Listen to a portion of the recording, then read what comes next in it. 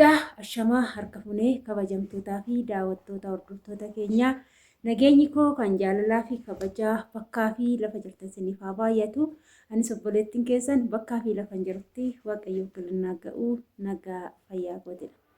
Egaa biyya ofii galuun boqonnaa sammuu akka ta'e ofirraa hin arge. Ijoollee waggaa dheeraa biyya ormaa teechanii guyyaa lakkooftanii osoo guyyoota hin lakkaayin murteessaati gara biyya keessanii galaa siniin jechuun asumarraan affeerraa kooti. Biyya Arabaatitti waggaa dheeraa hojjettanii gaafa galtanitti xiqqooshii nama cinqaachuudha. Warri biyya keessaa biyya Arabaa maal akka ta'e namaaf hin beekanii namaaf hin hubatanii jechuudha. Egaa gaafii garaagaraa kan na gaafattan ijoolleen hedduun ni jirtu. Tokkoffaa irratti waa'ee gizeen biyya galu kiisii meeshaa keessa godhadhisanii inni suni kiis Hawwaa'iyyaa jedhama. Yoo bitamullee kiis Hawwaa'iyyaa jedhama. Jaraa yoo bitan birrii rakasaa ta'a. Achitti birrii 5 kan inni bitamu gosoota garaagaraa qaba jechuudha. Isa bittanii meeshota tokko akka bootaa shaanxaa isin jalaa hin qabne keessa godhachuu ni dandeessu. Garuu adaraa wanni nan isiniin jedhu tiikettiin kiiloo irratti isinii murame san irratti kiiloo dabalataa fuutanii odoo gara boolee deemuu baattanii bareeda jedhee tanan filadhaa. Sababiin isaa anaayyuu kiiloo 5 birrii guddaa na gaafatan waan ta'eef jechuudha. Immoo isin bilxinnatii uumuu qabdu gizee isaan birrii kaffalaa jedhan namoota harka duwwaa galan akka carraa yeroo argattanitti jara fuulduratti osoo hin taane dhossaadhaan jara dhossitanii meeshaa san dhossaadhaan miliqsitanii yoo kennitan malee akka jarri isin beekutti yeroo meeshaa san kennitan booda isinii dabarsuu hin danda'anii jechuudha. Egaa sumarraan illee hordoftoota keenya kana isin jechuu barbaadu. Ijoollee baay'een biyya ormaa teechanii baay'ee kan cannaqamtan jirtu. Namoota garaagaraatiif meeshota maal fuunee gallaa akkam goonaa kan jettan. Amma ani waleen teechanii jalqaba irratti maalaan fuudhee gala jedhee baay'ee cinqatiin sammuun na tuqamaa ture. Wanta fuudhee biyya galu osuma waa'ee maalaan fuudhee gala jedhee yaaddaa jiru jechuudha. Tasa garuu tiikeettiin naa murame osoo waa takka bitee hin galin nama tokko ebelu osoo hin jedhinin oluma ka'ee biyya kan koo galee jechuudha.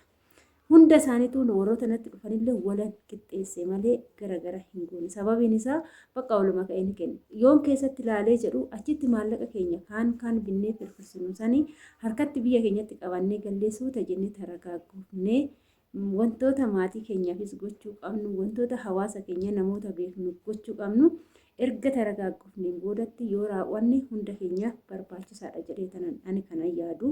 Muddama biyyoota Arabaa keessatti nu argaa jechuudhaan salbaajota achi keessaa guurree biyya gallu waa tokkollee nuun fayyadu jechuudha. Akka mataa kootti anamma akka mataa waaleetti kafanuman duraan qabu shaanxatti guurradhee dhufe malee wanti gadi ba'ee uffata haaraa bitadhee maallaqa koo firfirsee galee tokkollee hin qabu jechuudha. Jireenyi biyya ormaatii fi jireenyi biyya keessaa baay'ee garaagarummaa qaba. Gaafa biyya galtu jireenya mataa ofiitii namni tokko kan jiraachuu danda'u. Biyya ormaatiitti garuu jireenya mataa ofii oduu hin taane jireenya gola madaamiti jechuudha. Madaamidhaaf kan hojjechaa fi ishee tajaajilaa haala saniin malee jireenya mataa keenyaa miti jechuudha. Achitti kan jiraannu. Nuti kallattii takkaan achi maallaqa qofa arganna malee wanta biraa waan argannu hin qabnu jechuudha. Kanaaf gaafa biyya galle jireenya mataa keenyaa jireenya dhuunfaa keenyaa jiraachuuf har'a yoo jabaanne har'a yoo cimne malee gaafa biyya galle immoo har'a yoo biyya Arabaa gizee jirrutti gaafa of gannee jenne baay'ee rakkisaadha. Keessattuu ijoolleen achi teechanii akkaawuntii namaatirratti maqaa namaatiin maallaqa ergitan gaafa hangaleen maallaqa koo fudhadha warroonni jettanii yaaddan wantoota akkasii gola madaamii keessa teechanii osoo dhiiftanii siniifis gaariidha jedhee tanan ani kanan filadhu. Sababiin isaa warri biyya keessaatii fi warri nuti achi jirru garaagara jechuudha. Warri biyya keessaa bilbilaan waan fedhan siniin jechuu danda'u. Gaafa galtan garuu isin kaadu jechuudha. Ijoollee hedduun kaadamaa jiru. Erga achi gaameen boodatti ni kaadamu jechuudha. Ijoollee hedduun gaafa achi teechee maallaqa irratti ergitu afaan damma dibataniitu warri asii akkasitti dubbatanii gaafa biyya galte garuu warroonni akkasii ijoolleen hedduun ni kaadamtu. Akkasumas immoo lafas ta'ee waa tokko yeroo biyya keessatti godhattanii maqaa nama tokko yookaan wakiilinnaa kennitanii osoo raawwachuu baattanii qaxxituma maqaa keessaniin bitattanii raawwattanii baay'ee barbaachisaadha. Maallaqa san kan itti dadhabee shintibeetii gandaa dhiqee makaraa ofii argee fidu isin malee warroota as keessa jiraatu miti jechuudha. Egaa kana fakkaata. Ani waleen teessan dhugaa dubbachuudhaa fi wantan godhadhe irratti boqonnaa sammuu naa ta'ee jira jechuudha. Agaa fedhellee xumuradhellee yoon galuu baadhee kiyya jedhee tanan gammadee itti ol seeneera. Shamarri biyya Arabaa jiraattanii kiyya kan jettan kiyya kun kan kooti kan jedhu tokko qabaachuu qabdu jechuudha. Gaafa kana hin qabaanne ta'e gaafa biyya galtanillee sammuun keessan boqonnaa hin argatu jechuudha. Innaa ijoolleen hedduu walee mana keellee viidiyoo nu waraabisii ilaalla kan jettan ni jirtu. Mana kiyyallee siniifan waraaba jechuudha. Mana kiyya akkuma sinin jedha ani guutumaan guututti hin xumurre sababbiin hin xumurreef immoo maallaqa dhabee osoo hin taane maallaqa harka qabu san kallattii biraatiin waan biraa godhadhee tananii jechuudha. Mana kiyya viidiyoo waraabisiniif gadhiisuuf immoo kan na cinaatti argitan kunis manuma kan kootiidha. Egaa viidiyoo kiyyammoo keessa isaatiillee waraabisiniif gadhiisuuf amma keessummaa yeroo baay'ee boqonnaan dhabee keessummaadha viidiyoo kanaayyuu miliqaa tanan kanan sinii hojjedhu keessummaan natti baay'ate jechuudha. Kaan nama haaraa biyyarraa dhufe ka haala simannaa kootis viidiyoo sinii gadhiisee jira. Immoo keessummaan jalaa dhufaa jiru san caala waan ta'eef keessummaa simachuu jechaan viidiyoo garaagaraa sinii gadhiisuu dadhabeera. Gizee keessummaan narraa qoore immoo kana caala akkan sinii hojjedhu abdii guddaan nan qaba jechuudha. Egaa kana fakkaata. Egaa hordoftoota keenya waggaa meeqa hojjetteetu mana ijaarrattis kan naan jettan jirtu. Isallee guutumaan guutuutti viidiyoo siniifan hojjedha jechuudha. Namni tokko jalqaba waggaa 2 yeroo hojjennutti hundi keenya maallaqa waggaa 2 bakka nu harkaa dhaqu hin beeknu. Anis muudannoo sannan qaba maallaqa waggaa 2 hojjedhee osoo waa tokko hin godhatin ergasii duubatti deebi'ee naman hojjedhee waan kiyya jedhee itti gammadu naman godhadheedha. Waggaa 2 hojjettanii wanta tokko yoo godhachuu baattan waggaa 2 hojjedhee tanan homaa hin qabu jettanii hin gaddina. Isinumti yeroo hojjettanitti ofitti amanaatii kaayyoo qabaadha. Namni kaayyoo qabu immoo waan yaadee fi bakka yaadisan ni ga'a waan ta'eef irra caalaa gola ormaa hojjechuun kutannoo nama barbaachisa. Kutannoo irratti immoo maaliifan gola madaamii hojjedhaa? Maafan gola madaamii taa'aa jira kan jedhamudha. Ijoolleen abbaa manaallee qabdan jechuudha. Abbaan manaa keessan ijoolleen abbaa manaatiinis kaaddan hedduu jira jechuudha. Isa kanallee of eeggannoo godhachaati.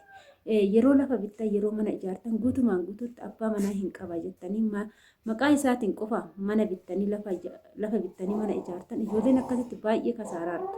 Inni erga maqaa isaatiin lafti bitamee manni ijaarramee ati karaattiin mormitee mana san fudhattu hin qabdu. Sababiin isaa maqaa isaatiin jira waan ta'eef abbaa manaa qabda ta'e bultii qabda yoo ta'e lafichi bitamu manitti ijaaramu sun maqaa keetii fi maqaa isaatiin ta'uu qaba. Ijoollee baay'een gola madaamii keessa teechanii kan miidhamaa jirtan tokkoffaa haadha abbaa obboleessa obboleettii firaa akkasumas abbaa manaa wantoota garaagaraatiin maallaqa ta'ee mana ta'ee godhattanii gaafa biyya galtan kaaddamtanii kan bu'aa jirtan baay'ee keessantu jira. Kanaaf biyya Arabaa teechanis lafa bitachanii mana ijaarrachuu ni dandeessu.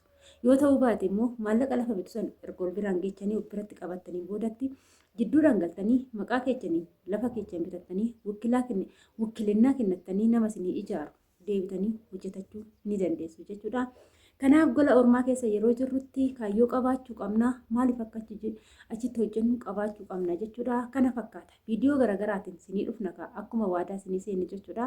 Agasitti immoo obsaan nu dhaggeeffadha. Waleen teessan kaakunoo akkanatti takka ol dha'uu fi rifeensas takka gadi dha'uu fi haala kanaan jirti. Biyya ofii galuun boqonnaa sammuuti kasiniin jedhee isa kana tokkoffaa uffannaa keetillee akka barbaaddetti sa'aatii barbaadde jijjiirrattee uffattee fataa jechuu kan dandeechuudha. Kana uffadhee madaamiin maal naan jetti jecha jedhu tokko of keessaa qabu biyya keetitti akka barbaaddetti jiraatta jechuudha. Kanas sinin jedha waggaa dheeraa lakkoofsistanii biyya ormaa keessa teechanii sammuu keessan of hin dhiphinaa jechuun asumarraa affeerra kooti. Turtiin wajjin gootaniif ulfaadhaa galatooma sinin jenna. Hanga viidiyoo biraatiif walitti deemtii turtii gaarii siniif haa ta'u. Baay'ee.